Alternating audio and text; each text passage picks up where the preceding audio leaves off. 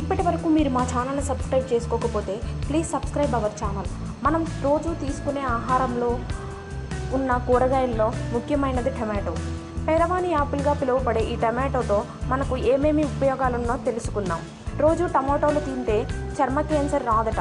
ఓ అధ్యయనంలో ఈ విషయం వెల్లడైంది. ఎర్రని టమాటోలు తినడం వల్ల అతినీల లోహిత కిరణాల దుష్ప్రభావం మన చర్మం మీద పడదు. పోషక పదార్థాలు తీసుకోవడం వల్ల చర్మ క్యాన్సర్ రిస్కు ఎంతవరకు తగ్గుతుందన్న అంశంపై శాస్త్రవేత్తలు చేసిన అధ్యయనంలో ఇది వెల్లడైంది.